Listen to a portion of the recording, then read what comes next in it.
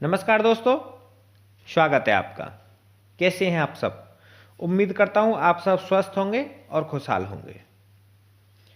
देखिए दोस्तों, हमने इससे पहली यूनिट में जो पढ़ा है वो पढ़ा था कि फूड किसे कहते हैं, फूड के अंदर में जो सब्सटेंस होता है उसको क्या बोलते हैं, फंक्शंस ऑफ फूड पर नज़र हमने डाली थी एंड और बहुत कुछ हमने फर्स्ट यूनिट में पढ़ा था।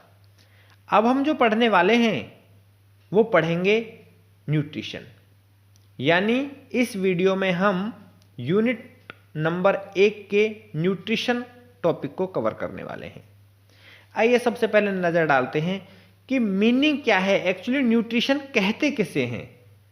देखिए दोस्तों, न्यूट्रिशन हम भोजन करते हैं, हम खाना खाते हैं, उसके अंदर में आप ऐसे समझिए कोई तो ऐसा सामान है उसके अंदर में जो हमें एनर्जी देता है। यानी अगर हम खाना नहीं खाते हैं तो अपने आप को थका हुआ महसूस करते हैं, कमज़ोर महसूस करते हैं। अगर हम खाना खा लेते हैं तो हम उसके थोड़ी देर बाद ही अपने आप को काफ़ी एनर्जेटिक महसूस करते हैं, यानी जैसे हमारे अंदर एक एनर्जी आ गई हो। तो इसका मतलब कुछ तो बॉडी के अंदर जाता है खाने से, तो उसको हम बोलते हैं न्यूट्रिशन। उम्मीद करता हूं दोस्तों आपको ये बात समझ में आई होगी। वैसे तो हमारी बॉडी को हर एक न्यूट्रिएंट्स की हर समय जरूरत पड़ती रहती है, परंतु फिर भी कुछ एक न्यूट्रिएंट्स ऐसे होते हैं जिनकी आवश्यकता दूसरे न्यूट्रिएंट्स की तुलना में ज़्यादा पड़ती है, तो उसको बोलते हैं हम मैक्रो न्यूट्रिएंट्स। बात समझ में आ गई? और जिन न्यूट्रिएंट्स की कम जरूरत पड़ती है बॉडी में, यानी थोड़ी मात्रा में होने से भी काम चल जाता है, उसको बोलते हैं हम माइक्रो न्यूट्रिएंट्स। उम्मीद करता हूं दोस्तों आपको यह बात समझ में आ गई होगी कि न्यूट्रिएंट्स किसे बोलते हैं एंड मैक्रो न्यूट्रिएंट्स क्या होते हैं एंड माइक्रो न्यूट्रिएंट्स क्या होते हैं। आइए दोस्तों अगले टॉपिक पर नजर डालते हैं कि जो न्यूट्रिएंट्स होते हैं उनका एक्शन, इंटरेक्शन एंड बैलेंस ये क्या है एक्चुअली। देखिए दोस्तों, सबसे पहले हमारी नजर रहेगी कि व्हाट इज एक्शन, यानी न्यूट्रिएंट्स का एक्शन क्या है। देखिए एक एग्जांपल से समझते हैं।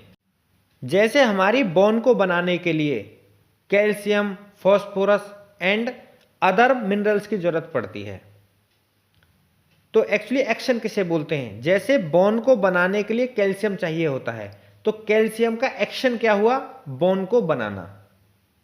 इसको बोलते हैं हम एक्शन ऑफ न्यूट्रिएंट्स, क्योंकि कैल्शियम एक न्यूट्रिएंट है, तो ये क्या हो गया, एक्शन ऑफ न्यूट्रिएंट्स। क्लियर हो गया। इंटरेक्शन क्या होता है? देखिए इंटरेक्शन मतलब होता है दो चीजों का आपस में तालमेल, मेल मिलाप, वही तो हो गया ना इंटरेक्शन।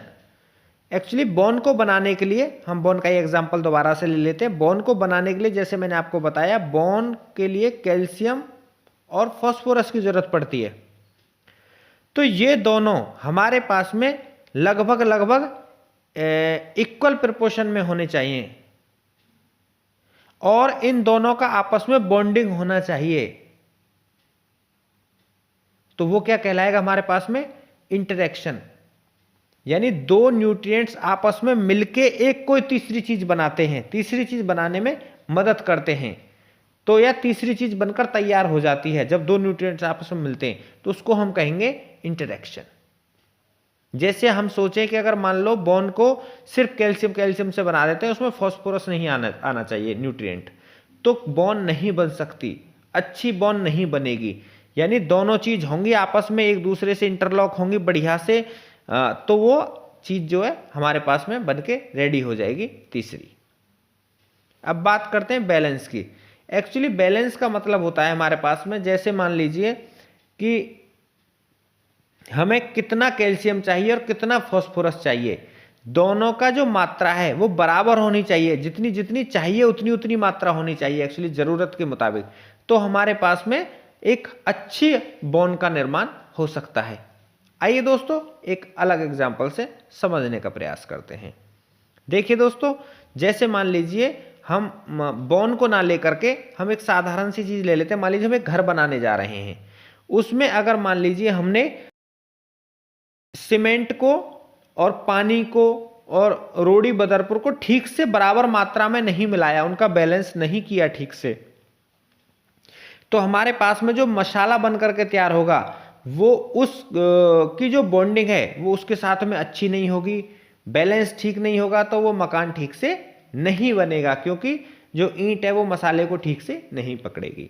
उम्मीद करता हूं दोस्तों आपको मेरी ये बात समझ में आ गई होगी कि एक्शन क्या है। जल्दी जल्दी से बता देता हूं। एक्शन मतलब जो न्यूट्रिएंट का काम है, जैसे कैल्शियम का काम बोन बनाना है, तो कैल्शियम का एक्शन क्या हो गया, बोन को बनाना। इंटरेक्शन हो गया मतलब दो न्यूट्रिएंट्स आपस में मिलके चिपक जाते हैं एक दूसरे से, बिल्कुल साधारण भाषा में समझिए, एक दूसरे से चिपक जाते हैं, और चिपक जाते तो कुछ एक नई चीज का निर्माण हो जाता, तीसरी चीज का, उसको बोलते हैं हम इंटरेक्शन। एंड बैलेंस मतलब कितनी क्वांटिटी कौन से न्यूट्रिएंट्स की चाहिए, उतनी क्वांटिटी में अगर सही से मिक्स होंगे तो एक अच्छी और हेल्दी चीज का निर्माण होगा। उम्मीद करता हूं दोस्तों आपको ये बात समझ में आई होगी।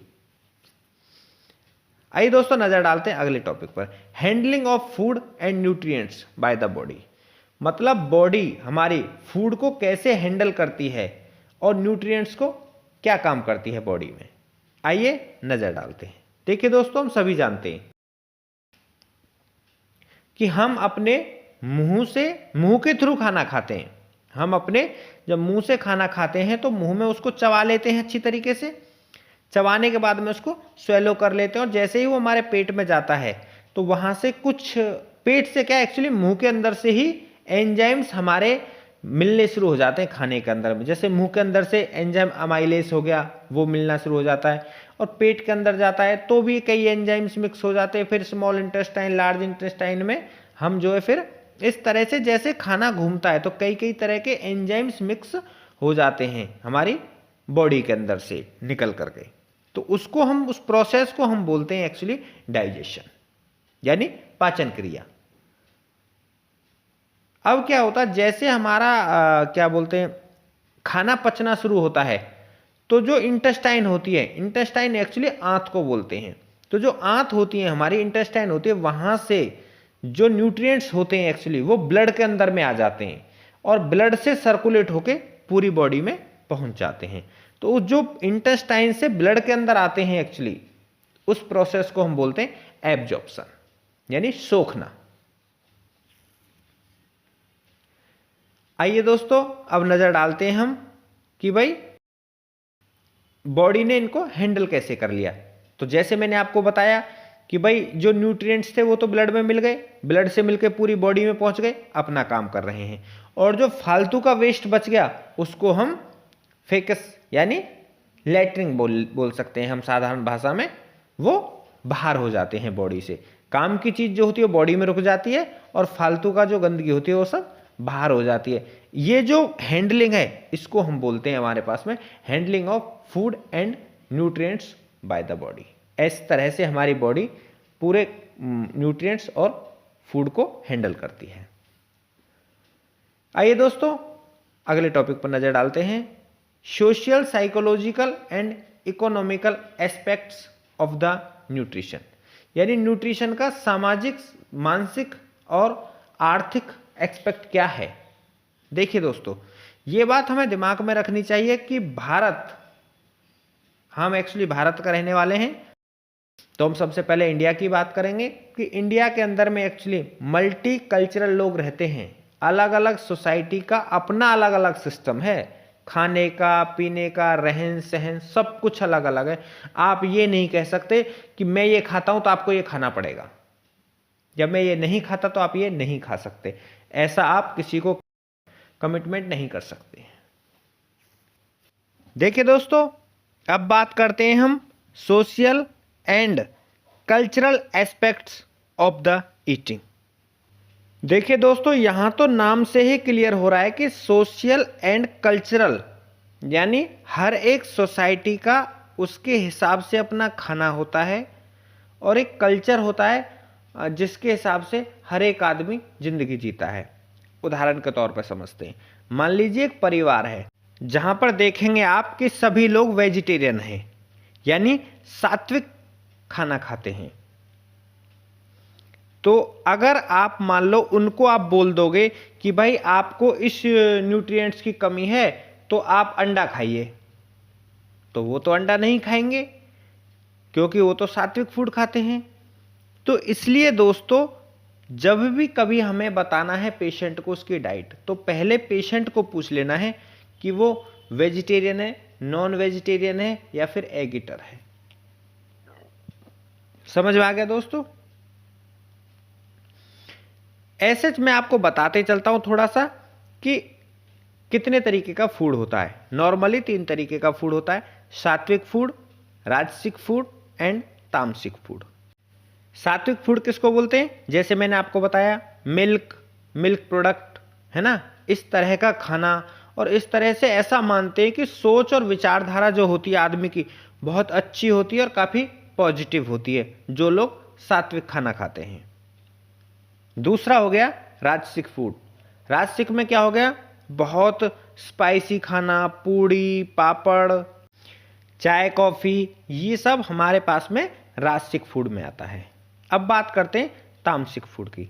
एक्चुअली तामसिक फूड क्या होता है? ना ही तो आपके शारीरिक हेल्थ के लिए अच्छा होता है, ना ही मानसिक हेल्थ के लिए अच्छा होता है, और ना ही बोलते हैं ना अंतरात्मा को शुद्ध करने वाले विचार भी तामसिक जो खाना खाता है उसके पास में नहीं आते हैं। एक्चुअली बीफ वगैरह इसका एक एग्जाम्पल है। आइए दोस्तों अब बात करते हैं हम कि द साइकोलॉजी ऑफ ईटिंग, यानी ईटिंग की साइकोलॉजी से क्या लेना देना है। देखिए दोस्तों मैं आपको बताता हूं। जैसे मान लीजिए आपके घर में सभी लोग कैल्शियम की एक गोली लेते हैं कि ताकि सबकी हड्डी मजबूत हो जाए, यानी सबकी बोन फॉर्मेशन अच्छी हो। अच्छा, वहीं आपका पड़ोसी आके आपको बोलता है कि भाई जो है क्या बोलते हैं आप दूध पिया करो, उससे भी आपकी जो है बोन है जो मजबूत हो जाएगी, परंतु आप इस चीज को नहीं मानेंगे क्योंकि आपकी साइकोलॉजी में ये बात चली गई है कि भाई बोन को मजबूत करने के लिए कैल्शियम की गोली बेस्ट है। तो ये एक इसका बेस्ट एग्जांपल है। आइए दोस्तों अब समझते हैं द इकोनॉमिक्स ऑफ फूड, यानी फूड की आर्थिक स्थिति से क्या लेना देना है। देखिए दोस्तों हम सभी लोग जानते हैं कि भारत में खाने की कोई कमी नहीं है, फिर भी बहुत सारे लोग भुखमरी से मर जाते हैं। एक्चुअली स्टारवेशन हमारे देश में यानी भुखमरी होती क्यों है? ये हमारे यहाँ पर पुअर मैनेजमेंट कह दूं, यानी खाना हमारे यहाँ पर बहुत ज़्यादा वेस्ट हो जाता है, जबकि अगर उसी खाने को गरीबों तक वो पहुंच जाए तो जो मरने वाले लोग हैं भूख की वजह से उनकी मात्रा बहुत कम हो जाएगी, यानी ना के बराबर हो जाएगी। क्योंकि हम सभी जानते हैं कि भारत एक कृषि प्रधान देश है। यहां पर जो प्रोडक्शन है खाने पीने की चीजों की वो बहुत ज्यादा मात्रा में है, परंतु उसका जो मैनेजमेंट है वो ठीक ना हो पाने की वजह से वेस्टेज ज्यादा हो जाती है। इसलिए हमारे पास में फूड की वजह से कुछ लोगों की मौत हो जाती है। ठीक है दोस्तों, उम्मीद करता हूं आपको न्यूट्रिएंट्स का ये टॉपिक क्लियर हुआ होगा। दोस्तों इसी यूनिट से जुड़ा हुआ मैं आपको एक क्वेश्चन पूछता हूं, ध्यान से सुनना, और जो मित्र मेरे को इसका करेक्ट आंसर देगा वीडियो देखने के बाद में मैं उसको अप्रिशिएट करूंगा। देखिए क्वेश्चन ये है कि मान लीजिए आपके सर में दर्द होता है और आप टैबलेट लेते हैं सर दर्द की, वो आपके पेट में जाती है, टैबलेट तो सर में नहीं जाती है, फिर भी आपका सर दर्द ठीक हो जाता है, कैसे? इसका आंसर इसी वीडियो में मैंने आपको समझाया है इनडायरेक्टली। देखता हूं कितने स्टूडेंट्स इस बात को समझ पाए हैं। आप मुझे कमेंट करके जरूर बताएंगे। Thank you for watching.